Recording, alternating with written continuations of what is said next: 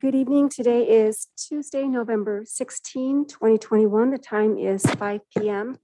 The regular meeting of the following will come to order. The Victorville City Council and the same council also sitting as the Victorville Library Board of Trustees, Southern California Logistics Rail Authority, Southern California Logistics Airport Authority, successor agency to the Redevelopment Agency, the City as Housing Asset Successor, Joint Powers Financing Authority, and the Victorville Water District. Madam Clerk, will you kindly call the roll? Councilmember Becerra. Councilmember Gomez. Buenas tardes. Mayor Pro Tem Irving. Present. Mayor Jones. Here. All right, thank you. We have a quorum. And before I move on to the introduction to public comments, Madam Clerk, are there requests to speak on closed session items? There are no speakers. Yes, I would like to speak on that. All right, so Member Gomez, if you'll make your way down to the podium. Yes, I'll be speaking on CBRA, the item. Yes, my instruction was to please make your way down to the podium. And so, ladies and gentlemen of the audience, Member Gomez is going to speak as a member of the public. She does so without any of the color of authority of her in her role as a council member. And so the audience will have to, as it does with any other audience member, determine for itself the weight and credibility it wishes to give to the speaker.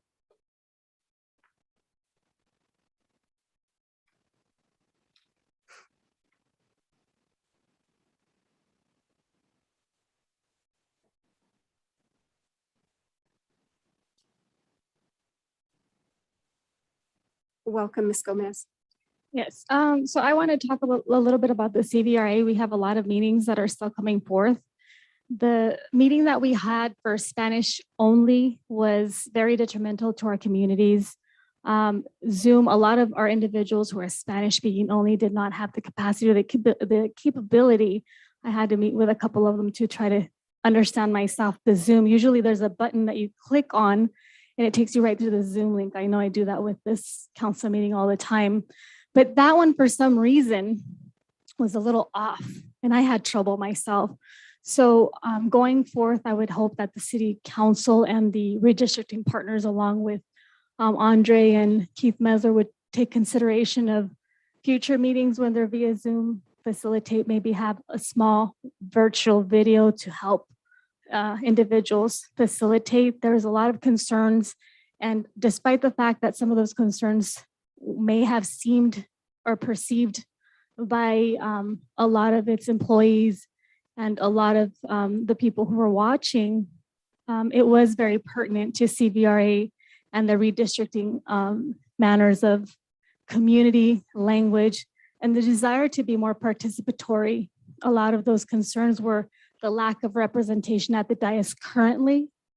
Very few individuals having the capacity to even speak the language, to be more forthcoming and more inviting.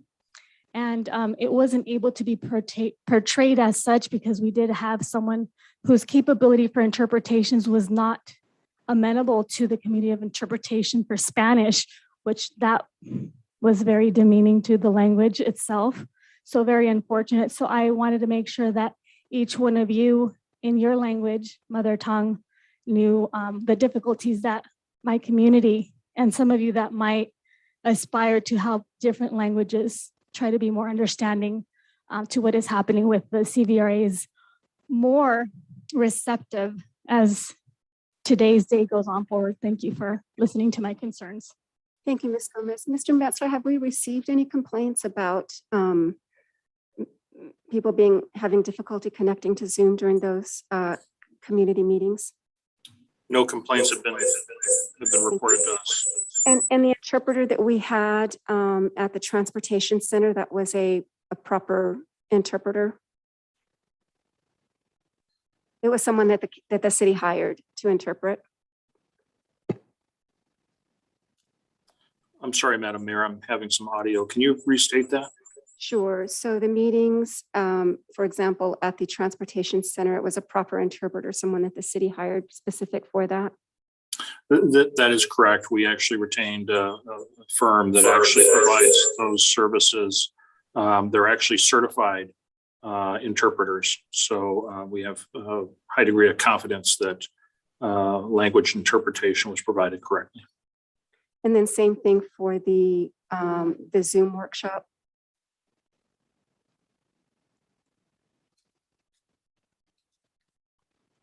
last Tuesday? In the event of the Zoom workshop, yes, it was led by redistricting partners. And they had somebody specialized, I don't know if certified, but they did have somebody that they routinely use to do the translation services for all the redistricting efforts. All right, thank you, Mr. Metzler. All right, Madam Clerk, are there any other requests in chambers? Any requests by Zoom? No, Madam Mayor. Okay, with that said, Madam Clerk, will you please set the timer for 30 seconds in the event that we have a member of our Zoom audience who wishes to speak but may be experiencing technical difficulties. I'll give them a moment to overcome those.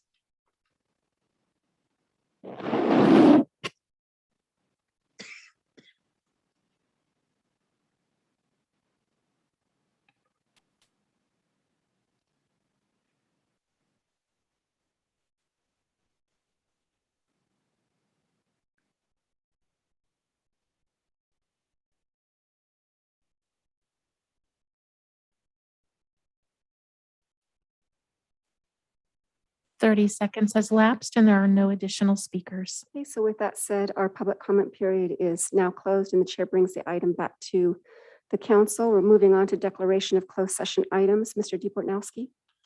Thank you, Mayor Jones. We have one item this evening. It is anticipated litigation pursuant to Government Code 54956.9 D2 and pursuant to Government Code 54956.9 E3. The facts and circumstances related thereto are set forth on the agenda. To the extent there's reportable action, we will report it either at the conclusion of the closed session or at the commencement of the 6 o'clock regular session.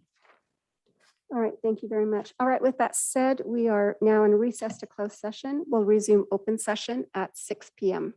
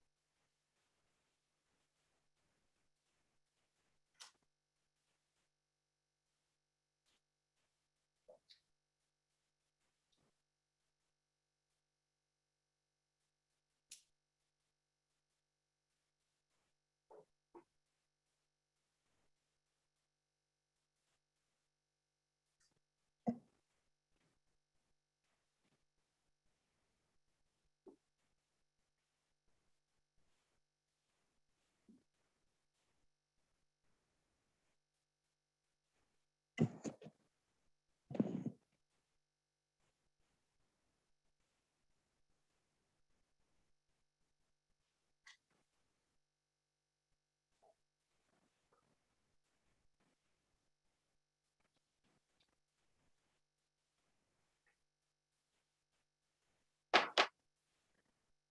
evening. Today is Tuesday, November 16, 2021. The time is 6 p.m. We're resuming the regular session of our regular meeting, the following of which will now come to order. The Victorville City Council and the same council also sitting as the Victorville Library Board of Trustees, Southern California Logistics Rail Authority, Southern California Logistics Airport Authority, successor agency to the Redevelopment Agency, the City as Housing Asset Successor, Joint Powers Financing Authority, and the Victorville Water District. Madam Clerk, will you kindly call the roll? Councilmember Becerra, Councilmember Gomez, Good afternoon. Mayor Pro Tem Irving, Present. Mayor Excuse me, Jones. Present. Here. Thank you. We do have a quorum. Mr. DeBortnowski, any announcements from closed session? Thank you, Mayor Jones. Excuse me. We had one item for closed session this evening, anticipated litigation pursuant to Government Code 54956.9 D2 and pursuant to Government Code Section 54956.9 E3. The facts and circumstances related to that item are set forth on the agenda. At this time, there's no reportable action with respect to that item. All right, thank you. We're now going to move on to the invocation. And this evening, we have Elder-elect Darrell Scott from Burning Bush Church to lead us in our invocation. Welcome, sir. Glad to have you with us. And then once our prayer is concluded, we're going to have the Pledge of Allegiance to our wonderful flag led by Captain John Wickham. Good evening. Good evening. Would you like us to stand? Actually, let's just stand, everyone, please.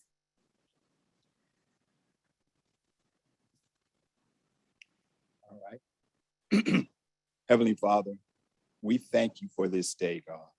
We thank you that you've brought us to this point again, Father God, where we sit in a position, Father God, where we make decisions for this city, Father. We thank you, Lord, that you've blessed us to be healthy and able to discern what is necessary for the city of Victorville. Father God, I ask your blessing upon all these who sit in these seats, for all our first responders, for our deputies, for our nurses, for our doctors, for everyone in this county that provides service to Victorville.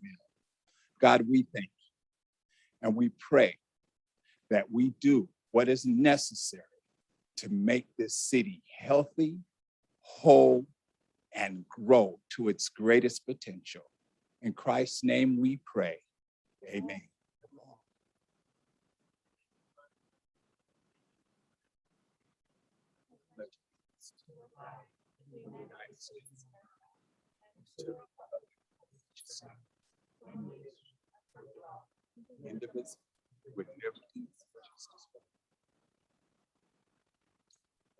Thank you, Elder Scott. Thank you, Captain Wickham.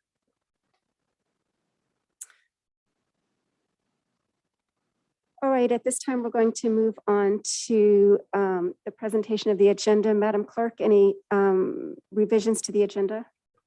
There are no revisions to the agenda. Thank you. And then now we're going to move on to conflict of interest declarations. Council members, anything to declare? Okay, seeing and hearing none, we're going to go ahead and move on to the introduction to public comments. Before I do that, Madam Clerk, are there requests to speak? Yes, Madam Mayor. All right. So everyone, welcome to tonight's meeting of the Victorville City Council. Your City Council is interested in your ideas and opinions and furthermore endeavors to incorporate them into its deliberations. At the same time, the council must be able to carry out its business in an organized and efficient manner free from material disruption. Therefore, this meeting will be administered in accordance with Government Code Section 54957.9 and the council's established policies and procedures.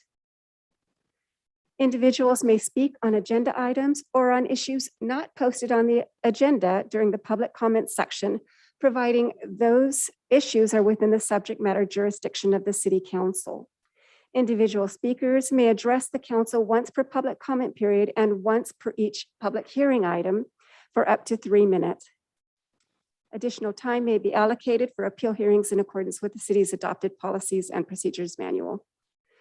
All testimony must be directed solely to the council. Open meeting laws do not permit the council members to engage in dialogue during the public comment periods. Speakers are requested to comment as briefly as the subject permits. Whether attending this meeting in person or via Zoom, once comments are invited, the speaker will be called on by name, then recognized by the presiding officer. The speaker will state the item number or numbers that will be addressed, or that the subject matter is a non-agendized matter.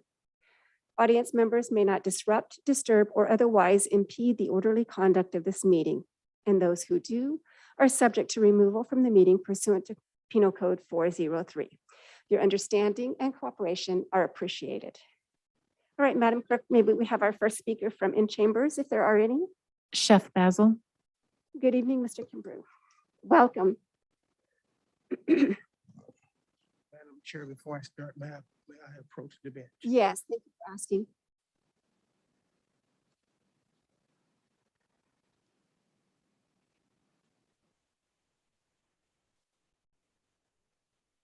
Thank you.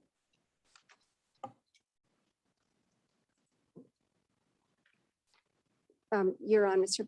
Basil. I don't want you to lose your time. Good evening, Mayor and staff. I am bringing my map for districting and the opinion. It has streets, names, dividing, and the district. And it also has the number of populations in each district. I also gave you a colored map so you could see it more plainly. The first map that you see has the map that's from here. At a previous meeting, a map was turned in and you may make the comparison. I've also given copies to the city clerk, the mayor, and all of you have that right now. So I've been an expert on doing districts for a long time. That's one of my talents that none of you knew. I was involved in redistricting 10 years ago, and I'm involved with the redistricting now statewide. And so I drew a map with the exact populations in each area. And it basically comes out to be the same. When I saw the first map that was given out a couple of weeks ago, it was just so far out of sync because the numbers weren't right. And as you stated earlier, Madam Mayor, that the numbers have to be right. And that's what the young lady said when she gave the presentation. And so what I'm presenting to you is the exact measurements. I call them as the household and voting populations. And I implore you that take a look at the map that I'm turning in and take a look at the map that will be turned in, I'm assuming, according to the recommendation, 7 days before the next publication, which will be the 23rd.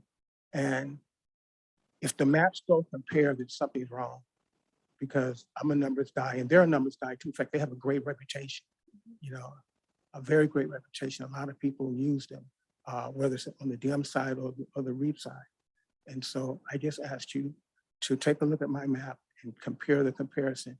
Now, the color coding, when each one of you look, you'll know that that's where you guys live. So, you know, the red, the green, the blue, those are the populations in your area. So I appreciate you giving me the opportunity to talk, and have a lovely day. Thank you, Mr. Kimbrough. Madam Clerk. Our next speaker would be via Zoom. Thank you. So that concludes then our in-chambers comments, and moving on to Zoom, Madam Clerk. BIASC. Welcome. Good evening. My name is Carissa DeStefano, and I'm here this evening on behalf of the BIA of Southern California Baldy View chapter, making a comment on section 16-3.08.030 wall and fence standards. The Building Industry Association Southern California Baldy View chapter is a leading advocate for thousands of building industry leaders who are committed to a better future for California by building communities, creating jobs, and ensuring housing opportunities for everyone. We appreciate the continued collaboration with you and your staff on critical issues related to the dire housing crisis in California. BIA estimates there's a shortage of 70,000 homes in San Bernardino County.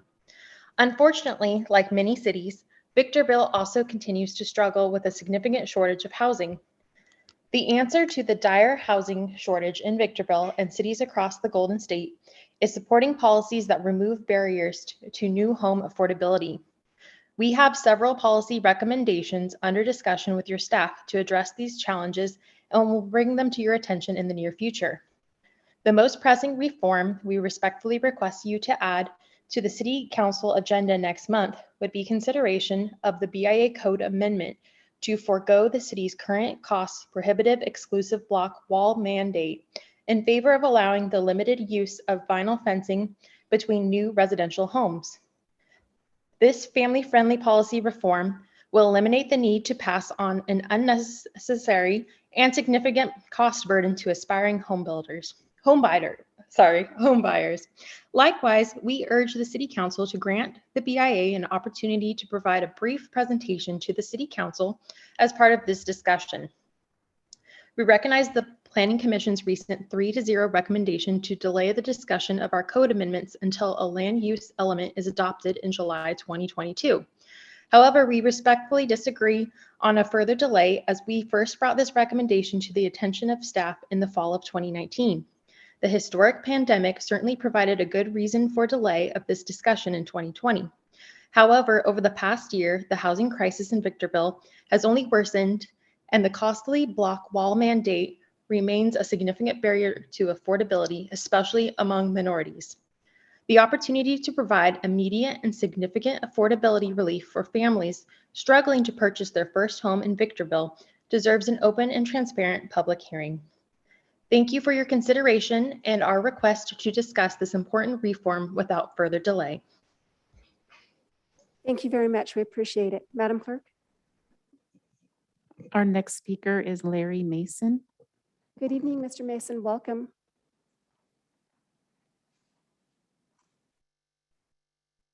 Mr. Mason, are you with us? There we go. Okay, we can hear you. Welcome, sir. Whoop. We may have lost you again. So, Mr. Mason, if you can hear us, we're going to go ahead and move on, but we will come back to you again in hopes that. Can you hear me now? Oh, we can hear you. Can you hear us? I can hear you. I don't know what's going on with technology. Okay, well, let's just give it a go. Welcome. All right. Welcome. Thank you. Good evening, Mayor Jones and council members. My name is Larry Mason, and I am the president of the High Desert Association of Realtors and a resident of Victorville. I too am speaking on the same issue that the BIA just presented. We have written a letter to the city of Victorville, which you should have received previously regarding this issue. On behalf of the High Desert Association of Realtors, I would like to state that we appreciate the opportunity to collaborate with you and your staff on critical issues relating to the dire housing crisis in California and specifically in the High Desert. Victorville, as many other cities in San Bernardino County, continue to face a severe housing shortage, with inventory dipping as low as 3-week supply in recent months. This is far below the desired 6-month supply that we like to have in a normal market. The answer to the dire housing shortage in Victorville and cities across California is supporting policies that remove barriers to new home affordability by revising policies that cause increased construction costs, which are not structurally necessary. The city can help localize citizens by making constructions of housing more affordable. This most pressing reform will respectfully request you to consider at this time is a code amendment to forego the city's current cost prohibitive exclusive block wall mandate in favor of allowing the limited use of vinyl fencing between the new residential homes. Specifically, we strongly recommend the city council adopt a revision to the development code to allow for vinyl fencing within tract boundaries as interior return side yards and rear yard fencing. To be clear, this would not eliminate the block wall fencing for new residential communities on the outsides of the communities and on street side fencing. This cost-saving policy reform will eliminate the need to pass on an unnecessary and significant cost burden to aspiring homebuyers.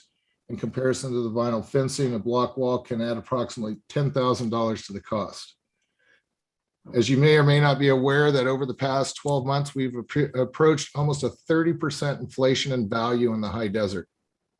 And this is pricing a lot of people out of the market, even in the high desert, which has historically been a more affordable region, and desire of the high desert was that more affordable housing.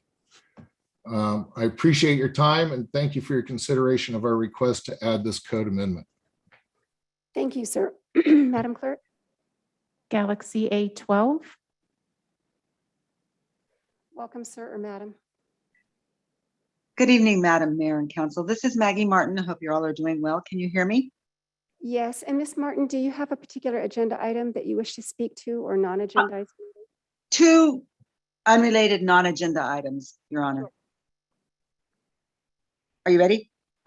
Go ahead. I'm having a little trouble hearing on my end. It's okay. One moment.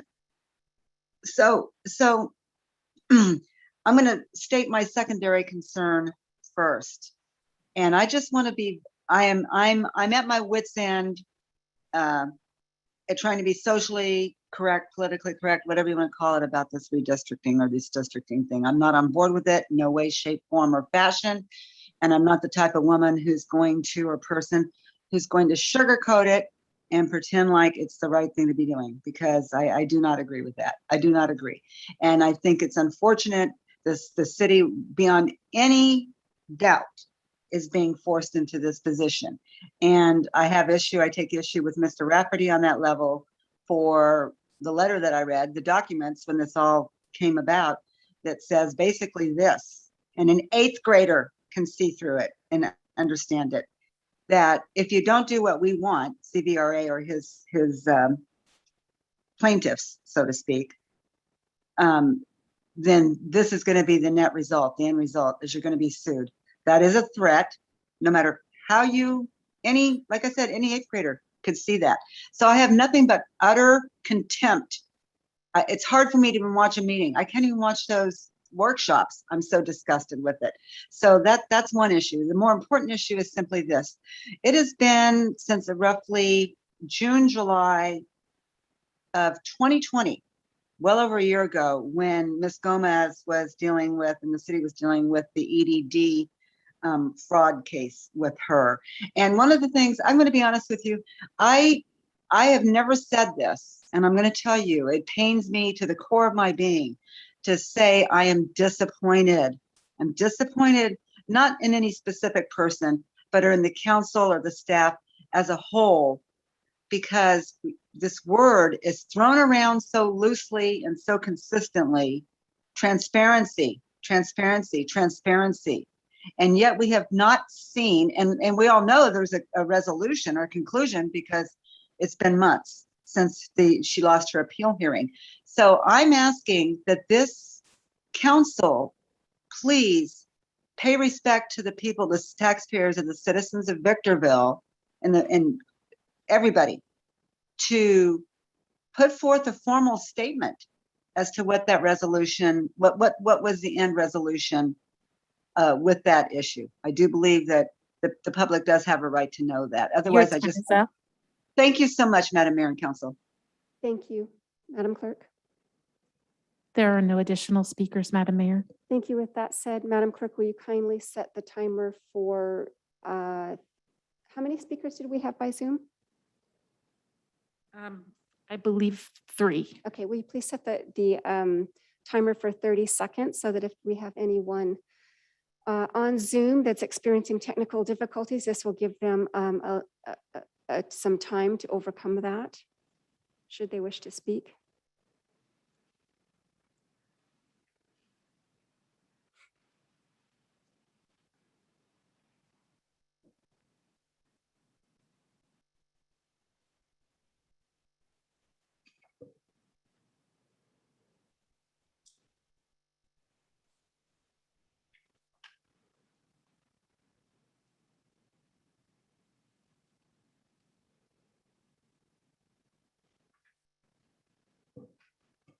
Madam Mayor, 30 seconds has lapsed and there are no additional speakers. Thank you. With that said, the public comment period is now closed and the chair brings the item back to the council.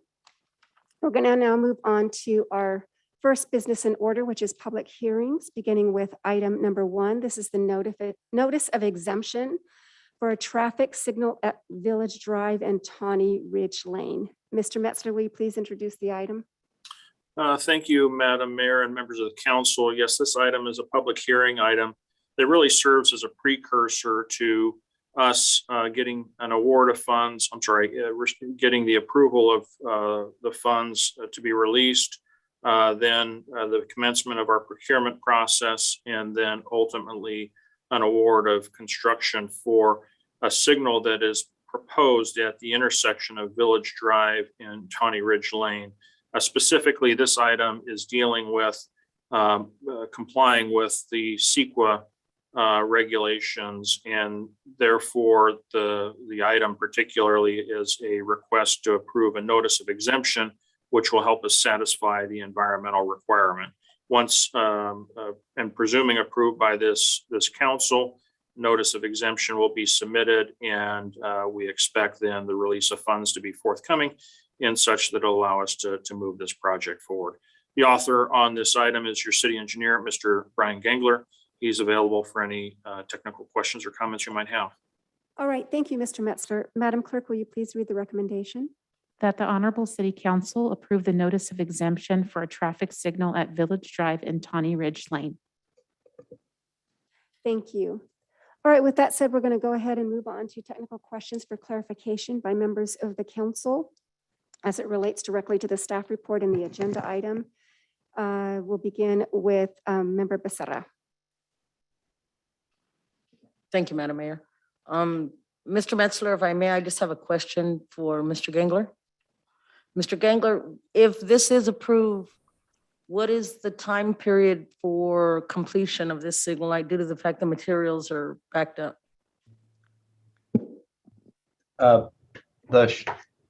Yes, thank you, Mayor, members of the City Council. The short answer is we don't really know.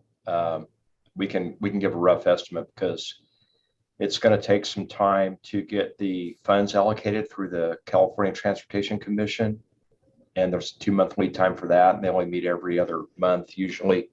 And then after that, we'd have to advertise the project and then award a construction contract. And typically, lately, after the contract is awarded, it can take about 6 months to get the poles and equipment. There's a long lead time. So adding up all that time, it's a little bit hard to say. I could see how it could possibly stretch out to about a year. Okay, and since this signal is in the same area as the signal of Mojave and Condor, do you think maybe they'll go hand in hand together? It is possible they could be roughly on the same time frame. Okay, thank you, sir. No further questions. Thank you, Madam Mayor. Thank you, Member Becerra. Member Gomez. Yes, how was this project birthed?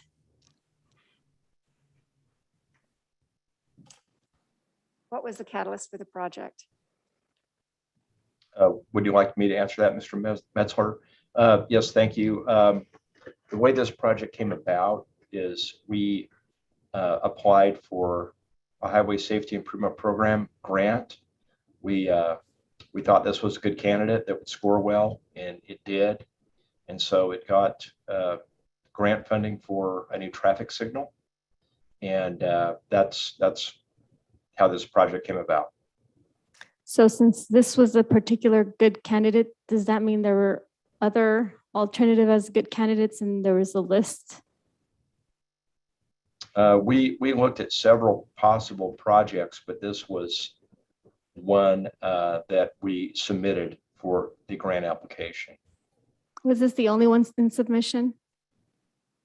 There was another project submitted on 7th Street in Old Town and to the south, and that had several intersections in it for traffic signal upgrades, so that is a separate project and a separate grant. Okay.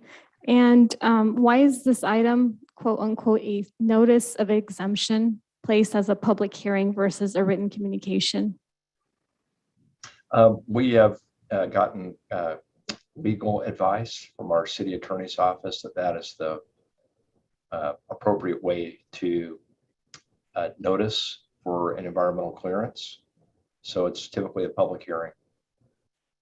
And what process did the city take to allow for a traffic signal to be placed on a priority list versus a CIP project if there was other on the list? Well, first of all, we have to make sure that an intersection is actually warranted. It meets minimum requirements to justify a traffic signal. But there are other factors involved, including the funding. So if you marry those two things together, that's usually how a project is prioritized. If it's justified and there's a clear need for it and funding is available. Okay, and how does a delay affect tonight's monies appropriation? In other words, does staff anticipate more monies being appropriated? No, the grant amount is actually fixed. So there is a matching component, but there's only a certain amount of funds available for the grant. Thank you. No further questions. Thank you. Mayor Pro Tem. No questions. Thank you. Thank you. And just for clarification, this item is nothing new to the council. This was before us in June to authorize the installation, correct? So all of those issues have already been taken up. This is just a matter of following through on the process. Is that fair?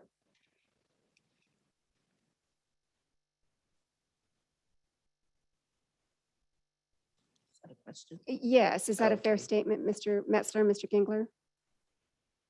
Yes. Thank you. Yes. All right, thank you. All right, and I have nothing further on that. And so now the chair is going to open the public hearing and receive public testimony. Madam Clerk, are there requests to speak? No, Madam Mayor. Okay, with that said, will you please set the timer for 30 seconds in the event that we have a member of our Zoom audience who would like to speak, who's having technical difficulties. This will give them time to overcome those challenges.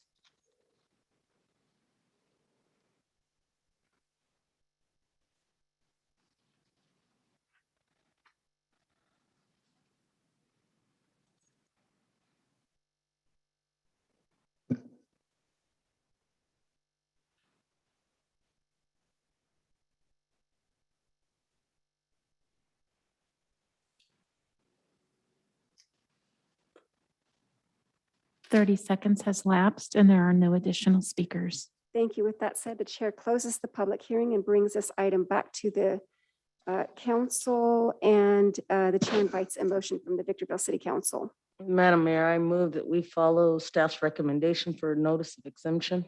Thank you. Is there a second? Second. Thank you. We have a first by member Becerra, a second by member Gomez. Going to now move into discussion on the pending motion, beginning with the maker, member Becerra. No discussion. Thank you. Thank you. Member Gomez. None. Thank you. Mayor Pro Tem. No, ma'am. Thank you. And the chair has none. Discussion period's now closed. Madam Clerk, please take the vote. Councilmember Becerra, Aye. Councilmember Gomez. Yes. Mayor Pro Tem Irving, Yes. Mayor Jones. Aye. Motion passes unanimously. Thank you. And so the council has just adopted staff's recommendation. We're now going to move on to the consent calendar, items number 2 through 7. Motion is in order for the council and the council acting on its various boards of directors to approve action on consent calendar items 2 through 7 in accordance with the recommendations presented on the agenda. Thank you. Is there a second? Second. Thank you. We have a first by member Becerra, a second by Mayor Pro Tem Irving. Madam Clerk, please take the vote. Councilmember Becerra, Aye. Councilmember Gomez. Aye. Mayor Pro Tem Irving, Aye. Mayor Jones. Aye. Motion passes unanimously. Thank you. So the council and the council acting in its various capacities has adopted the recommendations as presented on the agenda in the consent calendar section. We're now going to move on to item number 8. That's our next business in order, which is written communications. This is the award contract to Concord Utility Services for meter endpoints installation services. Mr. Metzler, will you please tee up this item? Thank you, Madam Mayor and members of the council. This is actually kind of a fun item for me, just because it deals with our water system, and fun in the sense that if you go back to 2015, we've actually evolved in our metering system using technology to help make our meter reading function much more efficient. So prior to 2015 and the commencement of our automation, it wasn't uncommon to see an individual meter reader walking from house to house or property to property, actually undertaking that physical meter reading to determine water usage for billing purposes. And around that time, we started converting out our our meters with meters that have technology built into them, where we were then able to use technology that allowed effectively the same meter reader, instead of having to walk property to property, to effectively drive by and using a device pick up the signal that communicates with each of the meters. And that's currently in effect right now over the 36,000 meters that we currently administer on the water district. We're actually moving to the next phase where our ultimate goal is to have 100% reliability in using technology to remote read all of the meters, effectively having the data transmitted directly to our billing system here at City Hall. So this kind of kicks things off where effectively we're under this contract going to install what are called endpoints. And those would be the first component before actually building out a tower system to eventually allow the transmission of that data to City Hall. So this item particularly captures about 25,000 endpoints, so about 2/3 with this contract being completed. It'll get about 2/3 of our meters converted to that next phase of technology. So with that, the author on this item is your Director of Public Works and Water, Mr. Doug Matthews. He's available for any technical questions or comments you might have. Thank you, Mr. Metzler. Madam Clerk, please read the recommendation. That the Honorable Victorville Water District Board of Directors award a construction agreement by and between the Victorville Water District and Concord Utility Services for meter endpoints installation services, project number CC 22-014, in the amount not to exceed $288,923.25. Thank you, Madam Clerk. All right, technical questions for clarification as it relates to the staff report and is germane to the agenda item, beginning with Member Becerra. Thank you, Madam Mayor. Again, Mr. Metzler, if I may, if I could ask this question of Mr. Matthews. Mr. Matthews, these new meters going in, there's one in my residence. It basically is good for the public because it actually can tell us when we're using the most water at the day, correct? Yeah, good evening, Madam Mayor, members of the council. That's absolutely correct. It will allow you, once we have the software in place, when we have the customer engagement portal, it will allow customers to look at their water usage real time, to flag usage, to flag leaks, to see a variety of different things to help them and just to help us manage the district as well. But if I could make one clarification, it's not the meters going in, it's just an antenna going in the lid to help transmit the signal. So this 25,000 are the remaining ones need to be done. Staff has already put in about 11,000. So this is just the other 2/3 that we need to get done to be able to get this project up and running. And this will take us to currently 100% what's in how many meters we have now? Yeah, we're over 36,000 and we're hoping to get there within 2 fiscal years, being this one and next one. Okay. Thank you, sir. Yes. Well written. Thank you. Member Gomez. Yes, how will WID 1 and WID 2 be affected with the shifts from the manual to the automated meters? They'll both receive these automatically read meters, no differently. I didn't understand your question. Do you mean we're not placing the meters, or do you mean they're not affecting the meters in any fashion? So each meter will receive, the meters are already have the technology in both improvement districts to transmit the data. We're just installing antennas in the meter box lid to be able to push that signal out a little further and eliminate the need for as many collector sites to grab the signal. Okay, will the upgrades of the infrastructure conflict with traffic flow in certain areas where the installation of the system will be performed? No. Thank you. I have no further questions. Thank you, Member Gomez. You're Mayor Pro Tem- welcome. Yes, Mayor Pro Tem? No, I don't have any questions, but I do have a comment, so I'll wait for the comments. Perfect. Thank All you. right. And then just a quick question. As I'm looking at the background information on this, the fiscal impact, it talks about 288,923 of budgeted CIP funds for the current fiscal year. No additional appropriation is needed. So this was already calculated into our current fiscal budget, current fiscal year. Correct, in the budget and in our rate study and in our rates. Yeah. All right. Just wanted to confirm. All right. With that said, the chair invites a motion from the Victorville Water District Board of Directors. I'd like to move that staff recommended. Thank you, Member Gomez. Is there a second? Second. Thank you. We have a first by Member Gomez, a second by Mayor Pro Tem Irving. We're now going to take discussion on the pending motion, beginning with Member Gomez. Not at the moment. Thank you, Mayor Pro Tem. Yes, I just wanted to say I find this, I agree with Mr. Metzler. This is an exciting project. And I've said it before, and I'll say it again. I envision our city will one day become a smart city. So I see this as a positive step in the right direction. And it's one of the feel-good kind of projects. Thank you. Thank you, Mayor Pro Tem. Member Becerra. No questions, thank you. Thank you. And the chair echoes the sentiments of Mayor Pro Tem Irving. And I just recall when I was first took office in 2018, touring all the different sites out in the city. And I remember being so impressed with this particular technology. It's quite something one thing to hear about it. It's another thing to actually see it in action. It's quite impressive. So I'm glad that we're maybe moving on with this. We'll see how the vote turns out. And with that said, the chair closes the discussion period and asks the clerk to take the vote, please. Councilmember Becerra, Aye.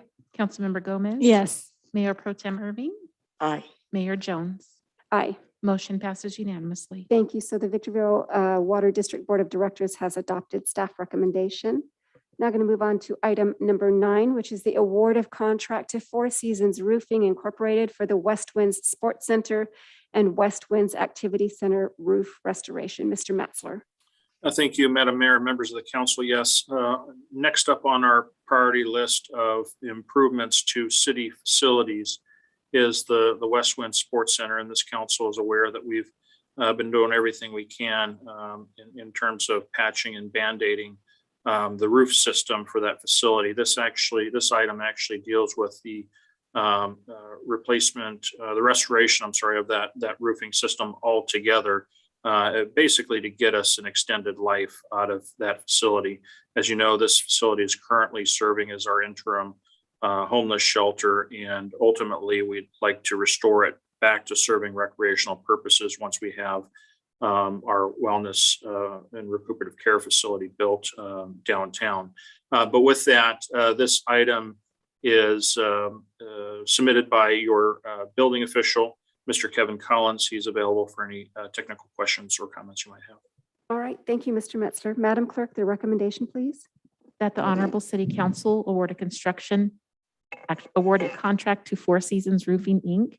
in the amount of $378,200 for the West Wind Sports Center and West Wind Activity Center roof restoration project, CC 22-045.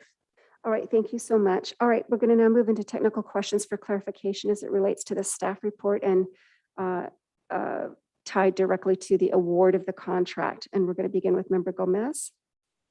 Yes. How long has the city been aware of the need for the appropriation funding for this project?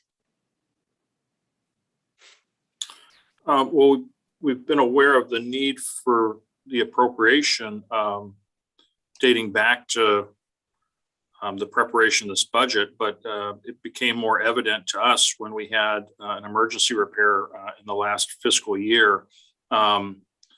Sadly, just over the years and during the course of time, when funds were much more constrained citywide, preventative maintenance had been difficult to fund, and that likely contributed to over time the acceleration of the roof system failing and yielded to some of the emergency repair.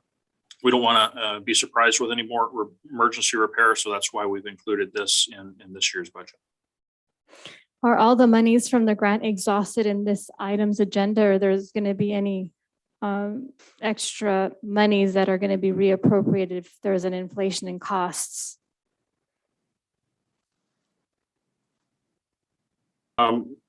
Typically, we award these contracts in amounts not to exceed. And so we expect to spend all of those monies. We don't expect to spend any more to the extent that there is, which I wouldn't expect, but to the extent that there is money unspent and it's either Measure P or CDBG, then any savings could be freed up and allocated for another purpose. Thank you. And what is the life of the materials, since they're going to be placed on the roof? 30 years for the manufacturer warranty on it. 30 years, you said? Yes. Thank you. I have no further questions. Thank you, Member Gomez. You're Mayor Pro welcome. Tem Irving. No questions. Thank you, Member Becerra. Yes, Mr. Metzler, I see that this is the West Wind Sports Center. Isn't this the current sports center that's being used for our homeless shelter? That is correct. Why this roof is being redone, is there going to be an issue of them the homeless shelter having to move?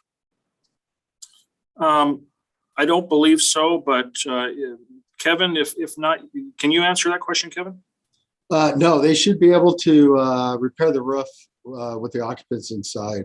We'll make sure that if we have to remove any of the sheathing, that we'll take the extra measures to make sure they're protected in there. Okay, thank you, sir. No further questions. Thank you, Member Becerra, and the chair has none. And at this point invites a motion from the Victorville City Council. So moved as to follow staff recommendation. Thank you. Second.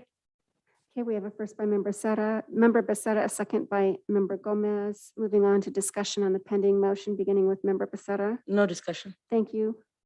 Member Gomez. No. Thank you, Mayor Pro Tem. You're welcome. And thank you. Thank you. And the chair has none. Discussions closed. Madam Clerk, please take the vote. Councilmember Becerra, Yes. Councilmember Gomez. Aye. Mayor Pro Tem Irving, Aye. Mayor Jones. Aye. Motion passes unanimously. Thank you. So we've just taken action in accordance with the with the recommendation presented on the agenda. Moving on to item number 10, acquisition and installation of automatic license plate readers. Mr. Metzler. Thank you, Madam Mayor and members of the council. Yes, this council and previous council has supported the installation of ALPR technology, also known as automatic license plate readers. And currently we have installed throughout the city on your traffic signal arms 57 ALPR cameras.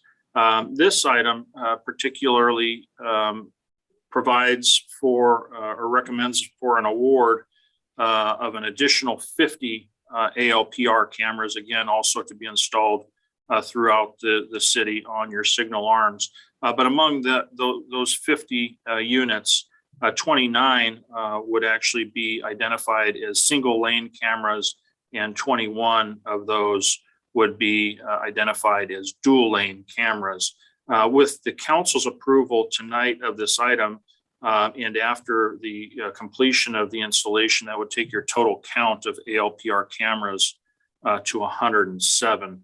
And we've shared with this council in the past some of the success that we've experienced in using these as an investigative, or actually in creating an investigative lead. And we've seen, we've shared some statistical data with you showing that we've had a high rate of success in actually preventing further crimes. So with that, we have in attendance, in case there's need for assistance from Vigilant, we have Mr. Daniel Ramsden available, and also Captain Wickham assists me on this matter as well. So in addition to myself, those two gentlemen will also be available for any technical questions or comments you may have. Thank you, Mr. Metzler. Madam Clerk, the recommendation, please. That your honorable city council approve the purchase of 50 fixed automated license plate reader Reaper HD dual lane cameras in the amount of $539,985.32 from Vigilant Solutions LLC.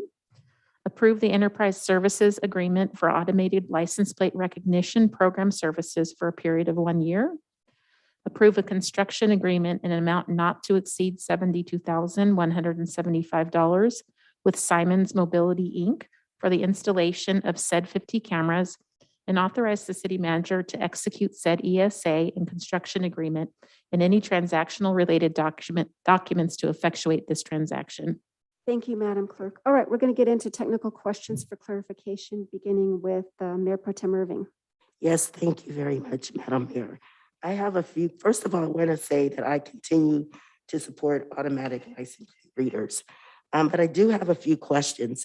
And my questions are in light of learning of some controversy, I guess, concerns about persons exchanging data in ways that violate people's privacy. So what I wanted to know is who stores this data and how is it managed? Thank you, Madam Mayor and members of the council. Yes, first, all of the data is treated as criminal justice data. So there's certain protections in law as to it's being made available, and effectively it can be made available for law purposes amongst law enforcement agencies. The data is actually maintained in the vigilance system. And it's housed specifically by them, and I can have Mr. Ramsden speak to his side of the house on that, but it's maintained by them. We, as the city and the contractor with Vigilant, actually control that data by contract, but it's all housed by them and access. We do license the access of that to our sheriff's department as they can use it as a tool to help solve crimes. Okay, I had an opportunity to peruse the county sheriff's policy book on how you access this information. And I did note that you don't have to have probable cause or, reasonable suspicion, but it refers to persons in order to follow protocols on how to access the data using manufacturer recommendations and policy. My next question is, I did not see in my quick perusal whether or not, and it sounds like you're telling me such, whether or not we or the sheriff's department is sharing that with other government agencies without notifying people. Is that true or untrue? If I can, I believe Captain Wickham is likely best to speak to that, because I do understand generally that there's laws in place effectively to allow the sharing of that for two law enforcement agencies. I suspect there's a request that has to go along with that. But Mr. Wickham, would you like to speak to that? Certainly. Good evening, Madam Mayor and Council. I think the best answer to the question is, as a department, and certainly Vigilant representative could speak to it as well. We share, or that data information can be shared with other agencies, which our agency and other agencies, surrounding agencies do. For example, one of our incidents here in Victorville was an investigation involving a shooting where the vehicle and suspect was identified.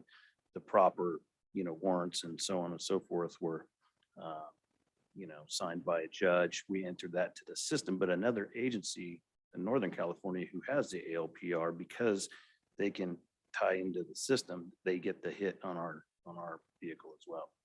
Okay, just a quick question. Are you familiar with the lawsuit where ACLU they're suing on behalf of certain citizens, Marin County, for sharing information with ICE. I'm just curious if you're aware of that. Yeah, I'm not familiar with that, but we don't share that information with ICE or Border Patrol or any of those folks. It's our law enforcement agencies. Thank you. Thank you. Okay, thank you so much. Thank you, Mayor Pro Tem. Member Becerra. Yes, if I may. Captain Wickham, from what was told to us, I'm reading this, see if I'm reading it right. So as long as I haven't stole my car, I'm not a domestic violence suspect, child abuse, felony warrant, murder suspect, or robbery suspect, my license plate is not going to tag, correct? Correct. So if I didn't pay my tags yet, if my tags are not up to date because it's a week later, will it pop up? We're not interested in the expired registrations. It doesn't tell us if somebody has, unlicensed driver, who's driving it. Again, it's an investigative lead that allows us to, further investigate certain crimes by either description, make, model, or sometimes the vehicles, entered into the system, which really protects our community, because if there's a heinous crime outside of our county or our city, and that vehicle comes into it, we're going to get alerted. And it doesn't necessarily mean that tells us where the vehicle's at. Our dispatch just notifies, hey, it hit at X Village of Mohawk. And our deputies, and they do a great job every day of finding these vehicles, and we've been successful in apprehending, serious violent offenders.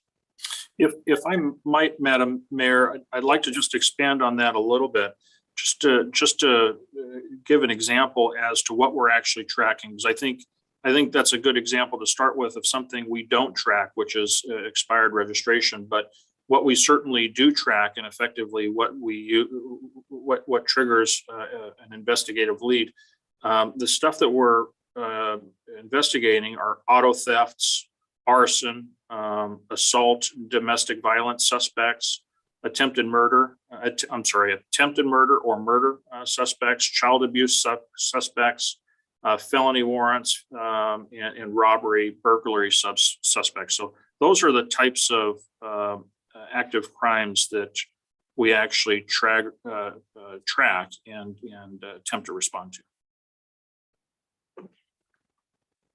Thank you, sir. So again, and I noticed here an additional charge from arrest of parolee. So if a parolee does not check in, say he's a child molester, that they have to register and he hasn't registered, his car would hit for his license plate? It depends on the investigation and if it warrants, entering that wanted fugitive into the system or a vehicle associated with him. Yes. That would be kind of those sharing of information you're talking about, though. Correct. Okay. All right. Thank you, sir. No further questions. Great job on this. Thank you, Member Becerra. Member Gomez. Yes. Will the ALPRs be mounted on light poles? We're mounting them on traffic signals. Will they be mounted on police cars? Not under this contract, no. And we don't have any mounted to police cars under the previous contract. Will they be mounted in private tow trucks? No. Will they run on smartphones? That I don't know the answer to, either John or Mr. Ramsden.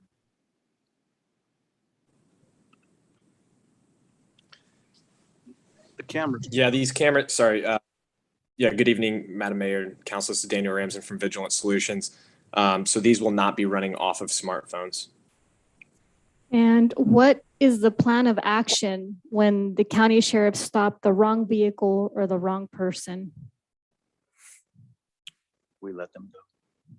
And how will racial and social economic disparities be minimized, particularly when county sheriff may use them to enforce low-level offenses or use them to generate revenues through fines and fees?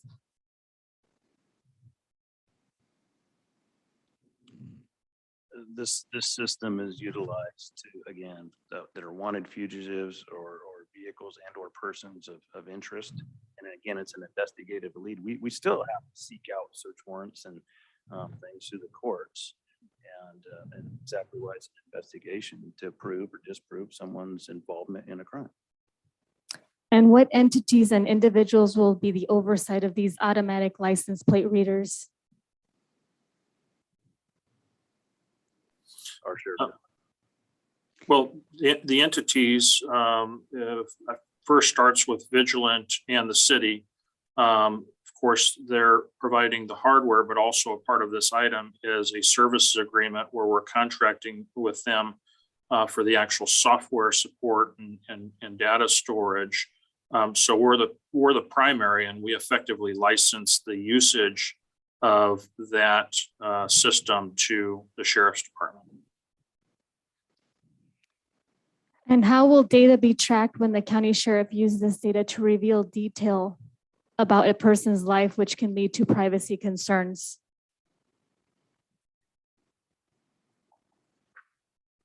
This database just simply enters license plates into the system. And finally, ALPRs can be used in ways that chill the First Amendment liberties, like monitoring cars that are parked outside a place of worship, for instance, and can threaten the Fourth Amendment right by allowing law enforcement and private companies to track location over time. What measures are in place today as a plan to avoid this? So, Well, I think. Mr. Metzler or Captain Wickham, could you first deal with the premise on that question before you answer it? Well, I think there was a statement in there that I just didn't agree with, that it's these are cameras as if they're video cameras recording constantly whether or not a vehicle is parked for a certain period of time. These are just taking snapshots of license plates that are actually traveling through an intersection, and that's it. It's just tracking the license plates. It's not doing anything more than that. I have no further questions. Thank you, Member Gomez. You're welcome. And the chair has none. I had one question, but it was answered through Member Becerra's question. All right. With that said, the chair invites a motion from the Victorville City Council. So moved. Second. Okay, Member To follow Becerra. staff's recommendation. Staff's, thank you. So I have a motion by Member Becerra, second by Mayor Pro Tem Irving. Discussion on the pending motion, Member Becerra. No discussion. Thank you. Mayor Pro Tem Irving.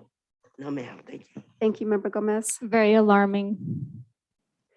Thank you. And the chair has none. The discussion period is closed. Madam Clerk, please take the vote. Councilmember Becerra. Aye. Councilmember Gomez. Nay.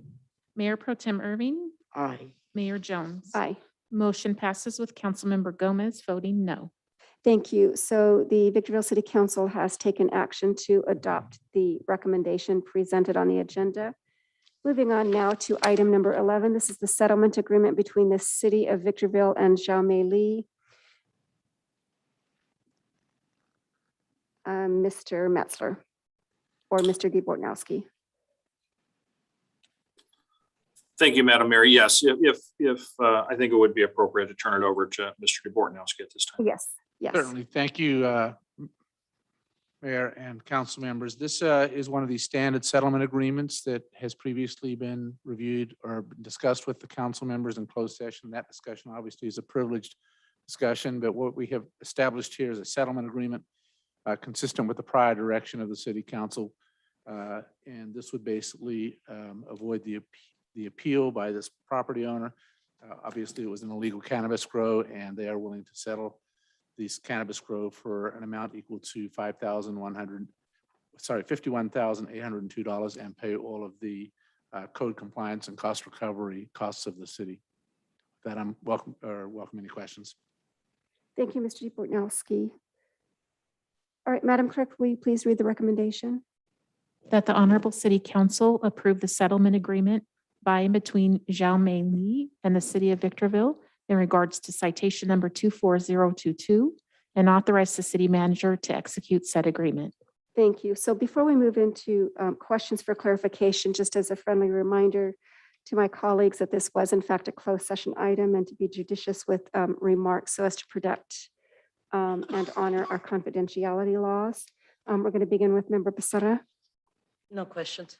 Thank you, Member Gomez. Yes, what made this a standard proceeding? Without divulging closed session discussions in the past, the council has given us direction on how to settle these transactions, and this settlement is consistent with that prior direction. And what cost did the city accrue in settling this particular item? I do not have the specific costs, but they're not very significant, and the city does get its cost recovery as part of the settlement. Thank you. I have no further questions. Thank you, Mayor Pro Tem Irving. No questions. Thank you, and the chair has none and invites a motion from the city council. Move to accept staff recommendations. Thank you. We have a first by Mayor Pro Tem. Is there a second? Chair seconds. And we're going to get into discussion on the pending motion again with the caution about closed session, this being a formally closed session item, beginning with Mayor Pro Tem. No comments. Thank you. The chair has none. Member Becerra. Just the comment of, I think we should go after their houses. Thank you. These are comments as it relates to the pending motion. Member Gomez. None. Thank you. All right, with that said, discussion period's closed, and Madam Clerk, will you please take the vote? Councilmember Becerra, No. Councilmember Gomez, Yes. Mayor Pro Tem Irving, Yes. Mayor Jones. Aye. Motion passes with Councilmember Becerra voting no. Thank you. So the council has just adopted the recommendation of staff. We're now going to move on to item number 12. This is the ratification of the acceptance of Federal Aviation Administration Grant Agreement 3-06-0359-029-2021, award of standard consultant professional services provider agreement for construction management and inspection services for airport layout plan update project number ES22-021. Mr. Metzler. Thank you, Madam Mayor and members of the council. Similar to the land use planning efforts we undertake as the city, whether it's through a specific plan or the general plan, as you're most familiar with, federal rule under the division of the Federal Aviation Administration, also known as the FAA, requires airports under its jurisdiction to prepare its own land use document, basically to help serve as guidance as to how the airport can develop over time. And that phrase of art that they use in this case is what's referred to as the airport layout plan. We're fortunate enough to have received grant funding to actually pay for the costs associated with updating that ALP. So with that, this particular item is ratifying the acceptance of the grant and creating the requisite appropriations both on the revenue and expenditure side. And then, of course, awarding the professional services contract to actually effectuate the work. So with that, your airport director is Mr. Eric Ray. He's the author on the item and can answer any specific questions regarding this item. Thank you. All right, Madam Clerk, the recommendation, please. That the Southern California Logistics Airport Authority Board of Directors ratify the acceptance of grant agreement 3-06-0359-029-2021, grant 29 between the United States of America, acting through the Federal Aviation Administration and the Southern California Logistics Airport Authority in the amount of $666,666 in support of Airport Layout Plan Update Project ES22-021.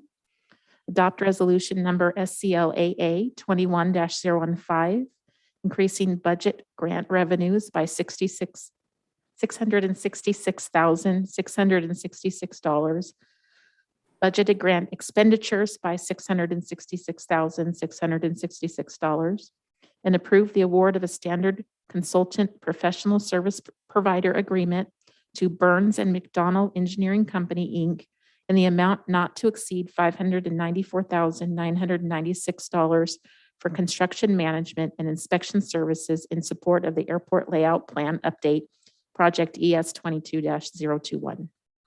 All right. right, thank you, Madam Clerk. Technical questions for clarification for my colleagues, beginning with Member Gomez as it relates to staff reports. Is there a government code or other authority that the city may use as a model to consider? You know, that We're on item 12, if that makes a difference. 12, to yes, you. it does make a difference. I don't have any questions Thank you. for the FAA grant. Thank you. Certainly. Mayor Pro Tem? No, we're ratifying an agreement, correct? Yes. All right, Member Becerra?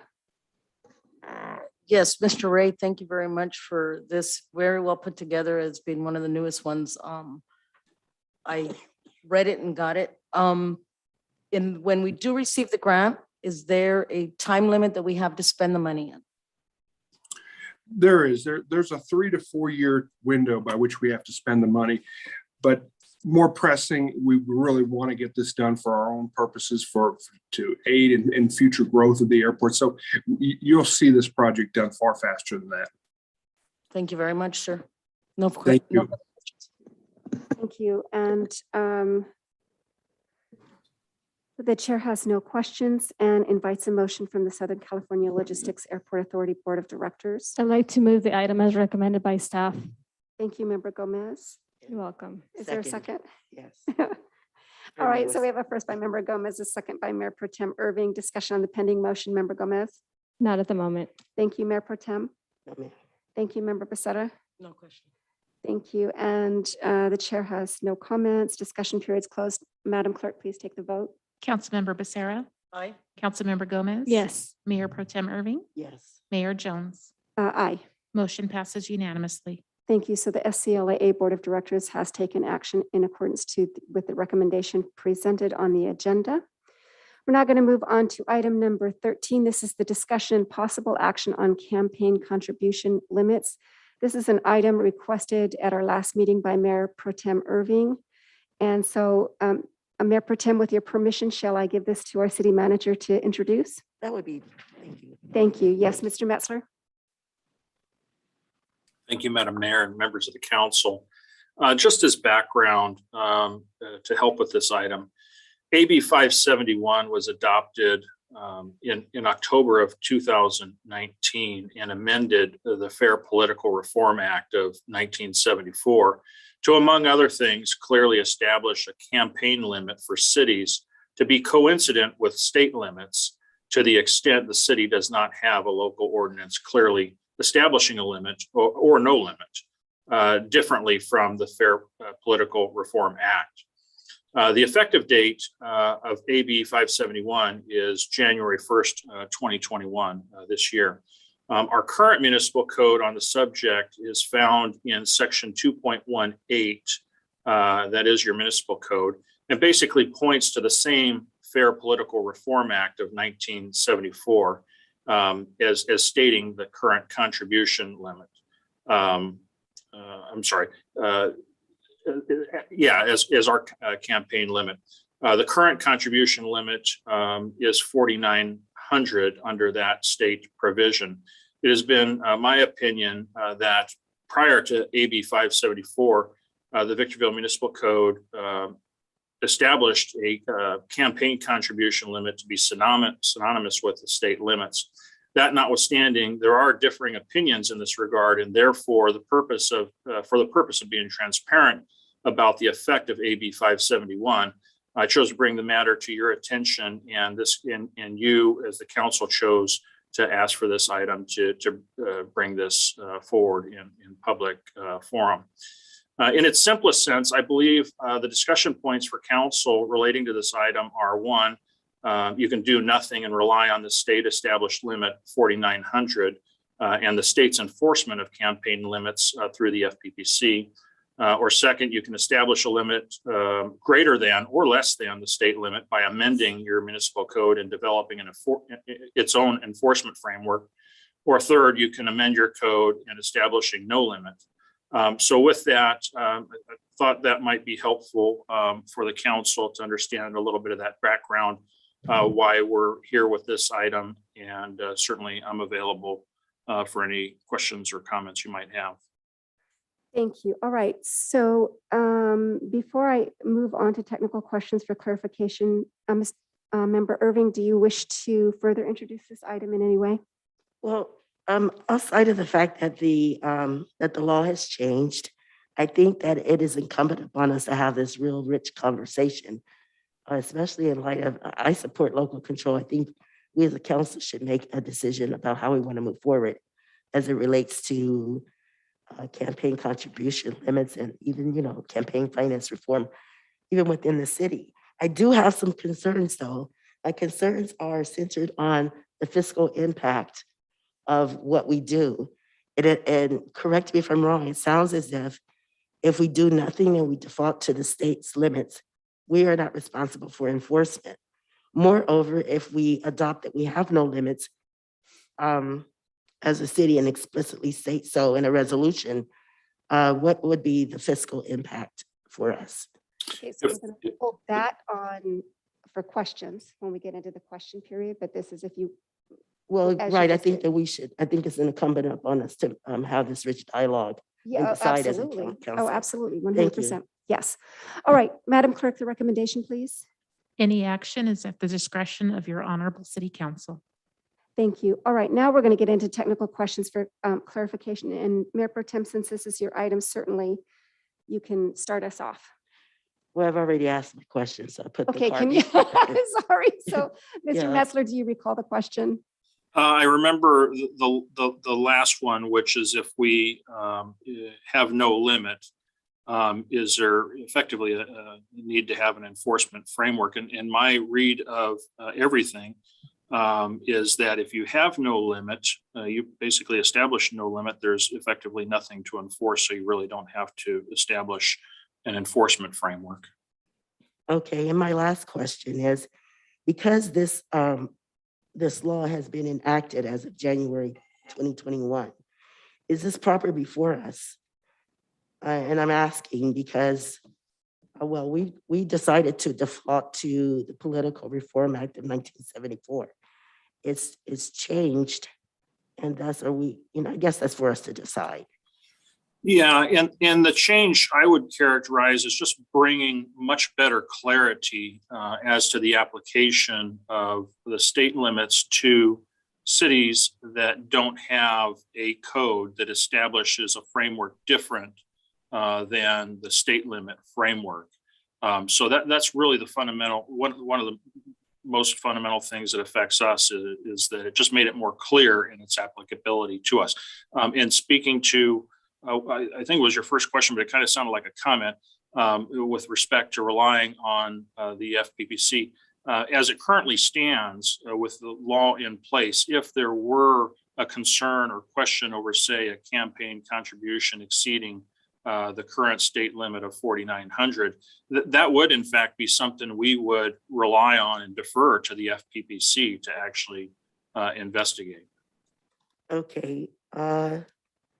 Gee, I had another question, but when you start actively listening, you lose your thought. Oh, wow, Mayor Jones, I lost my train of Okay, so I understand that, and Mayor Pro Tem is weathering this meeting, feeling, not 100%. So that's understandable. Well, I'm at least So, 85. So. Yeah, for sure. So I- what I'll do, Mayor Pro Tem, is I'll proceed on, and then I'll come back to you in case you remember it. How's that? That sounds like a Yep. plan. Thank you. You got it. Mhm. All right. Then we're going to move on to Member Becerra. Do you have any questions? Yes, I do. Mr. Metzler, if we leave it where it's at 4,900 and it's exceeded or that part of the law is broken, it's up to the FPPC to enforce it? Yes. How are they made aware? Well, either the complaint could be driven directly to them, or if, for example, we, through our elections office or the city clerk's office, if we receive that complaint, we would actually tender it over to the FPPC. Okay. Thank you, sir. No further questions. Thank you. Member Gomez. Yes, does the city council have any imposition in relation to adopted or imposed penalties for any types of violations that would occur indirectly or indirectly with campaign contributions, yes or no? We do not have an existing framework for the imposition of fines associated with contribution limits. Is there a government code or other authority that the city may use as a model to consider?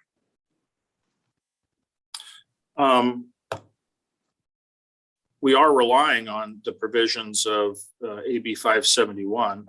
That's the governing law right now. If it's a local law that you're speaking of, our municipal code section 2.18 covers that, and it actually points to the same law that that 571 speaks to, which is also the Fair Political Reform Act of 1974. And what was the former state campaign contribution, since currently we follow that? Is every year it changes, or it's just every so often? Is that why we're? My understanding is that every couple of years, there is an evaluation at the state level. I believe it's FPPC that even does that. But every couple of years, and I think it's an odd number of years where they evaluate it. And I believe they changed it based upon CPI or some inflationary factor. And do we know what other approximate cities have as campaign contribution limits as comparisons? We did a little bit of research, and in talking with our city attorney earlier today on this subject, I believe he had some survey data out there that he shared with me. And Andre, I hate to put you on the spot, but do you have that information handy, maybe to share as examples? Yes, I do. As a matter of fact, there are various cities that do different limits. They range everywhere from $250 to $2,500. And when the cities adopt those different levels, they then also typically adopt enforcement provisions as well, maybe set up a fine structure, or they just rely then on the violation of your municipal code should you violate whatever the established limit is. That would then be either a misdemeanor or an infraction. And it would probably fall on the city attorney's office to prosecute those items. So there would be a cost associated with that. But yeah, the range we found one city as low as 250, as high as 2,500, and then two cities in between, one at 1,000, I think, and the other one at 1,500. So it varies from city to city. Most cities seem to rely on the state requirements, though, by default. Would you expand a little bit more? I think it was a little quick in terms of if there was a fine or a penalty. You said something about misdemeanor or what? So the Mr. cities that have Bornowski, can you hold- established, Mr. DeBornowski, can you hold on just a second? Member Gomez, and I apologize for interrupting as you just asked a question. But I'm going to ask you to turn your camera or turn off your light because the illumination is bothering me. If you could do that, it would be helpful. Okay, Mr. DeBornowski. yes, some of the cities that have established limits then also will establish fine structures for what those violations will be. And it's up to the cities to determine what those might be. One, for example, had a fine amount, I believe, of $500 for a violation, and that city had the $2,500 campaign limitation. So it would be up to you to establish what those fine amounts were. If you didn't, then it would be just deemed to be a violation of the city's municipal code should you establish a limitation in the code. And that would then fall within the provisions of the code that say that violations of the code are treated as misdemeanors or infractions. Thank you. I have no further questions. Thank you, Member Gomez. Mayor Pro Tem Irving, did that question come back to you? Did not. It did not. No, it- Okay. Absolutely. All right. All right. So I just have a couple of questions. So I want to make sure that this is clear to the public because, well, first of all, this has been on my mind for many, many months as someone many months ago approached me on this and told me about AB 571, and I brought the issue to the city manager's office. So I'm so glad that we're now able to have a conversation about this among the council members. So before January 2021, the ordinance that was in place and is still in place is that we yield ourselves to the requirements of the FPPC on contribution limits. And prior to January 2021, when this AB 571 came into play, there was effectively, the FPPC was silent on local campaign contribution limits. That's my understanding. Is that correct? Yeah, and I have a different understanding. And the different understanding, I think, has more so to do with past practice and the history that led up to this this event. And while the code does point specifically to the Political Reform Act, and AB 571 brought clarity to it, applying to cities. My read of the municipal code as it currently exists, and then also looking at some of the history dating back to 1997, and also considering the fact that we don't have an enforcement framework in place to actually enforce or do anything with other than relying on FPPC. My view has been that the same limit that's established for statewide elected offices are in fact the campaign limits of the city prior to January of 2021. So I think that's exactly why it's a good opportunity now to discuss and bring some clarity to where this city is at, because we've even seen differing opinions amongst ourselves as to prior to January, what was the limit? And I've contended that it was the same statewide limit. And I say that because some of that history going back to 1997, back in 1997, we actually had a campaign limit that was dramatically greater than the 4,900 that we're staring at with the Fair Political Reform Act. And in fact, we had a per capita based campaign limit, a per capita based limit of $1 per person. So effectively, and I think in that period of time, you might have had 70,000 people, maybe even 80,000 people population. So you could have then had a campaign limit of $80,000. And having seen the council take actions over time, including in 2004, it certainly seemed like the intent of the council over that course of time was to actually reduce that limit. So everything that I've read and interpreted suggests that the intent was to rely on those same limits that were effective to statewide elected offices. But I think that's exactly why we're here, is just to bring clarity, because if the council has a different view, now would be the best time to discuss that view and consider any policy direction from the council. Right. And the reason that we have this opportunity right now is because we're not in the midst of an election. Is that fair to say? So no one's had a first election since this came into place, at least in our city. That's correct. And now would be a really good time to discuss that, consider any change. Right. Okay. So if we change, I'm so sorry, I have a frog in my throat all of a sudden. So if we change, what we presently have on the books in any way, then the city of Victorville in some way really directly becomes responsible for monitoring and enforcing, right? Okay, and then, so I understand that, but I've also heard that well, this doesn't apply to us, but if there was a default and we had no such policy in place, that the FPPC actually could charge us for its monitoring. Do we know that if we just accept the state's limit, are we still going to be subject to the FPPC costs that they may incur in monitoring? I have not read anything that shows us as responsible for their investigative responsibility of their own law. I would like to give an opportunity to our city clerk, Ms. Jennifer Thompson. She's been assisting me on this matter. While I haven't seen it, maybe she has, so I'd like her to share her thoughts on that. Okay, Ms. Thompson. So as far as I'm aware, as long as if we default to the Secretary of State's limits, FPPC still enforces that.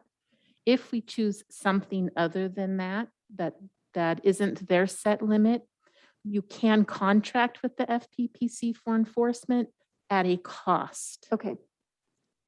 Okay, that makes sense. And so just for clarification, we're not in a position where we're defaulting. We already have an ordinance on the books that puts us in line with AB 571. So, Madam Mayor, your time's up. Then I won't ask any more questions. All right. Mayor Pro Tem, one more opportunity. Yes, what I wanted to know, we have a window of time to take action. You really don't. Everything that I've read and reviewed doesn't suggest that you have a window of time to take action. You can take action at any time. But as it currently stands, it's clear now that effective January 1st this year, there is a limit in place, and it's the statewide limit. Right, so if we were to just accept the state's limits, we would simply amend what we have on the books, saying rather than, do we need to state it explicitly? Nothing, my view of it and my read of it is there's nothing more for us to do at this point. If the council doesn't want to change it, automatically per law identifies that if cities don't have anything different than the state limit, then effectively the state limit applies. Okay, thank you. All right, thank you. All right, now moving on from the questions, the chair invites a motion from the council. And Mayor Pro Tem, since this is your item, do you wish to offer a motion for consideration? What? Yes, I move that we continue, we accept the state limits for campaign contributions. Okay, and then so the chair offers a substitute motion that we just simply stay on board with our current ordinance, which does accept 571. Okay, that sounds great. Very good. So you I'll accept that. second that. All right. So we have a first and a second. And we're going to move into discussion on the pending motion. The chair has none. Mayor Pro Tem. No, ma'am. Thank you. Member Becerra. No, ma'am. Thank you. Member Gomez. Yes, I need clarity. Isn't AB 571 along with, maybe I'm just not understanding with the first motion that was 49, or if you can explain that, I didn't understand. Sure. So this is the time for comments on motions, but that is certainly a fair question. And I think it ought to be answered, Mr. Metzler. Yeah, I'm sorry, I didn't quite understand that question. Or Member Gomez. Well, when she said 571, I interpret that we're going to have contributions of $571. But then I thought, well, maybe she meant AB 571 and we'll go as it changes. But the first motion was 4,900, which would just leave it like that. And every year we'd change it, I think. I don't know. So I'll provide the clarification on my substitute motion. It's AB 571. Thank you. Any other comments, Member Gomez? No. Thank you. All right, and Member Becerra, did I call on you yet? Yes. Okay, all right. So with that said, discussion period is closed. Madam Clerk, please take the vote. Councilmember Becerra. Aye. Councilmember Gomez. Yes. Mayor Pro Tem Irving. Yes. Mayor Jones. Aye. Motion passes unanimously. Thank you. So the council has taken action to keep our current ordinance in force, which includes the new law, AB 571. All right, now we're going to move on to final items on the agenda, beginning with item number 14. Mr. Metzler, do you have a reports for us? Yes, Madam Mayor, members of the council, thank you. First, I do want to give a very special recognition for many years served. You got to see him in action tonight. Mr. Kevin Collins, our building official, has announced his retirement after 20 years on the job. And so I wanted to take this opportunity personally to thank Kevin for all of his years of service. Kevin actually started with us in 2001 as a building inspector and actually promoted all the way through the ranks of being the head of the building department. He actually helped lead a major effort to automate our permit process, establishing the permit center and helping launch InterGov, which is basically our automated online permitting and plan submittal process. On top of that, and we got many accolades during the pandemic for keeping our response to the development community operable and continuing. We had no disruption in being able to review plans or even inspect projects out in the field, and that's all in large part due to Mr. Collins' leadership. So I wanted to share that with you. I want to wish him the best of luck in his retirement. I know personally I will be envious because he's going to be out on his boat and doing a lot of fishing, which we talked a lot about over our years of knowing each other. But Kevin, thank you for your years of service. I've really enjoyed getting to know you over the years. In addition to that, on the recreation and library side, Santa's Victorville mailbox opens November 15th and runs through December 3rd, and that'll be at the Hook Community Center. There's no cost, but this is the opportunity for all of our youth that want to write Santa. We actually have a centralized location for a drop off of all of those letters. So that's underway. We do have, through our library program, our online tutoring available. And that's at our VVPL agvrso.com website. But there's no cost, and some of the tutoring services that we're offering are everything from homework help to writing assistance, SAT, PSAT, ACT prep, a lot of educational tutoring services through our library. So more information, contact us at the city. On the engineering side, Industrial Boulevard and Silica Drive, that project is now complete. That was actually completed in the last week of October. That road is open. I've driven it. It's nice and smooth. It's nice and shiny. Very proud of the work that's done out there. I can't believe it already, but we have our community meeting for our 5-year plan for CDBG and home. Our workshop is going to be on November 17th from 10 a.m. and 6 p.m. Actually, that's going to be 2 sessions during that day. We're seeking community feedback there. A lot of building activity. It's still strong, but I think the notable project worth mentioning on the building side is a new restaurant, Zendejas Mexican restaurant being constructed. Actually, they've submitted plans. We haven't issued permits yet. But those are ready to be pulled. So we're expecting a new restaurant on Bear Valley Road next to Dunkin' Donuts. Madam Mayor, that's all I have at this time. All right, thank you, Mr. Metzler. All right, moving on to item number 15, discussion and possible action regarding upcoming agenda items. Member Becerra? Thank you, Member Gomez. Not at the moment. Thank you, Mayor Pro Tem. No, ma'am, thank you. Thank you. And I have one in response to a couple speakers during the public comment period this evening. So I'd like to move that we place on the December 7, 2022 agenda an item for discussion and possible action to learn the history of the BIA issue and further determine whether the council should direct the Planning Commission to take it up at its January 2022 meeting. And I say that because it seems like more than 2 years is a long time for them to get a response. And or whether or not the council should take up this matter directly in its January 2022 meeting.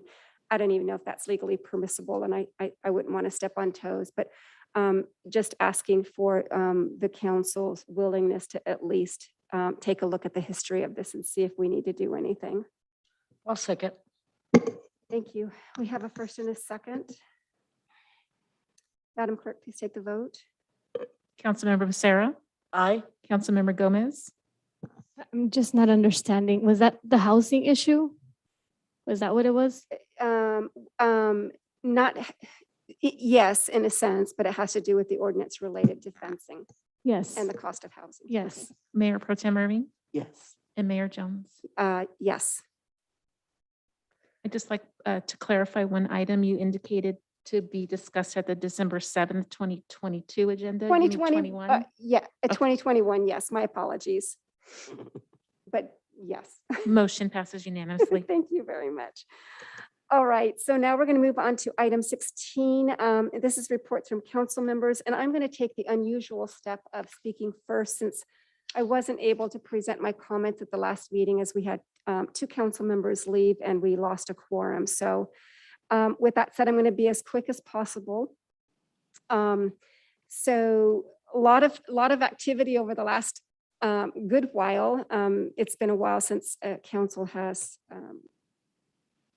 proffered reports except for the last meeting. So I attended the State of the County address, the San Bernardino County Board of Directors meeting, and their prior Mountain Desert meeting that confirmed long-term projects, including the widening of Highway 395 from 15 to Palmdale. They're seeking grant funding. If that doesn't come by summer, they're going to be looking at funding it directly. I was a panel speaker at the Live to Lead conference held simultaneously all over the world, and the breakout panel session was hosted in our region by Dr. Kanisha Williams, and if you don't know her, she is a dynamo. Attended the HTC JPA Board of Directors meeting, and we approved and extended the contract for the HTC Executive Director through the fiscal year ending 2023, contingent upon revenue for the JPA for the position through the latter part of that fiscal year. I attended the Sun City Car Show with, and there were picks by all the mayors in our region. And so I was able to pick a great classic car to be recognized. I was invited to introduce Melissa Stockwell. She was the first female person in the Iraq war to lose a limb from an IED. She was quite inspirational. I participated in the city cleanup day, trunk or treat at the Burning Bush Church, participated in our Veterans Day Parade, which, by the way, that was this past Thursday. That was a stellar event. I was so proud. It was our 25th anniversary, a great event. And we were also able to, in addition to our veterans, we recognized the great Felix Diaz, who was really the catalyst for this parade coming into being 25 years ago. And as far as ribbon cuttings, just the few that I can recall off the top of my head were Body by Sierra Moniz, Millionaire Mine Kids grand opening in their new location, San Bernardino County Fair, Desert Valley Hospital Community Building, and the grand opening and ribbon cutting for Andrew Michael Salon. All right, I got through it. All right, with that said, Member Becerra, any reports? Thank you. No report. Member Gomez. Yes, several blocks of our community members are bewildered of the governmental operations that deal with several departments. So I made myself available for various issues that are pressing with family stabilities of residents that have dealt with issues that pertain to listening and aiding members. Hopefully they're not too complicated, but they have been seemingly complicated to a lot of our members. With a lot of team members, meaning a lot of residents, I've been able to address different concerns from traffic congestions where they would, from their perception, may think it's a public safety or safety concern, maybe any public policing issues that they felt merited some kind of discussion or any kind of intervening, among other serious struggles that families are facing currently. And among that, I attended numerous impactful events that included home visits. Thank you. Thank you, Member Gomez. Mayor Pro Tem. Yes, I only have a couple of things I'd like to share or say. First of all, I'd like to wish Mr. Collins well and continued success in all of his future endeavors. I understand he's retiring, and I too am a tad bit envious. So have enough fun for me in your retirement. Also, I wanted to just echo your comments, Mayor Jones. I think the staff did an outstanding job planning and executing the Veterans Day Parade and ceremony. And to all of my colleagues, I think you guys were outstanding. So I wanted to compliment you all. And outside of that, we were great from my perspective. Yeah, thank you very much. Thank you, Mayor Pro Tem. All right, with that said, that concludes our business this evening. And as a matter of housekeeping, our council members, staff, and audience members will kindly vacate council chambers in City Hall within 10 minutes. That's 7:48 p.m. so that these facilities may be cleaned and secured for the evening. Members of the public are not permitted behind the dais.